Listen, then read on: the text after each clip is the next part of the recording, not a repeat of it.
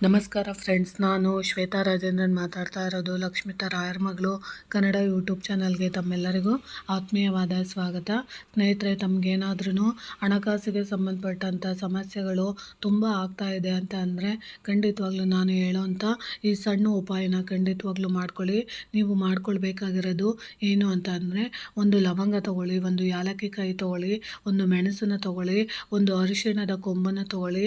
ಇದನ್ನು ಒಂದು ವೈಟ್ ಶೀಟಲ್ಲಿ ಆ ವಸ್ತುಗಳನ್ನು ಹಾಕಿ ಅದನ್ನು ನೀವು ಮಲಗುವಂಥ ದಿಂಬಿನ ಕೆಳಗಡೆ ಇಟ್ಟು ನೀವು ಕೇಳ್ಕೊಳ್ಳಿ. ನಿಮ್ಮ ಕುಲದೇವರನ್ನ, ನಿಮ್ಮ ಇಷ್ಟ ದೇವರನ್ನ ಮತ್ತು ನಿಮ್ಮ ಗ್ರಾಮ ದೇವರನ್ನ ಕೇಳ್ಕೊಳ್ಳಿ. ನನಗೆ ಬಂದಿರೋವಂಥ ಈ ಹಣಕಾಸಿಗೆ ಸಂಬಂಧಪಟ್ಟಂಥ ಸಮಸ್ಯೆ ದೂರ ಆಗಲಿ, ಯಾವುದೋ ಒಂದು ರೂಪದಲ್ಲಿ ನಮ್ಮ ಮನೆಗೆ ಲಕ್ಷ್ಮಿ ಆಗಮನ ಆಗಲಿ ಅಂತ ನೀವು ಕೇಳಿಕೊಂಡು ನೀವು ಮಲಗುವಂಥ ಪಿಲ್ಲೋ ಇರುತ್ತಲ್ಲ, ಆ ಪಿಲ್ಲೋ ಒಡೆಯ ತಲೆದಿಂಬಿನ ಕೆಳಗಡೆ ಆ ಕಾಗದದ ಒಳಗಡೆ ಹಾಕಿರೋಂಥ ಅಷ್ಟು ವಸ್ತುಗಳನ್ನು ಮಡಚಿಬಿಟ್ಟು ಅದನ್ನು ನಿಮ್ಮ ದಿಂಬಿನ ಕೆಳಗಡೆ ಇಟ್ಟು ಮಲಗುವಂಥದ್ದು ಮಾಡಿ 21 ದಿನಗಳ ಕಾಲ ನಿರಂತರವಾಗಿ ಅದು ದಿಂಬಿನ ಕೆಳಗಡೆನೇ ಇರಲಿ. ಅದಾದಮೇಲೆ ಅದನ್ನು ತೊಗೊಂಡೋಗಿ ಹರಿಯೋ ನೀರಿಗೆ ಹಾಕಿ, ಇಲ್ಲಾಂದರೆ ಒಂದು ಹಸಿರು ಗಿಡದ ಮೇಲೆ ಅದನ್ನು ಹಾಕಿ ಬರೋವಂಥದ್ದು ಮಾಡಿ.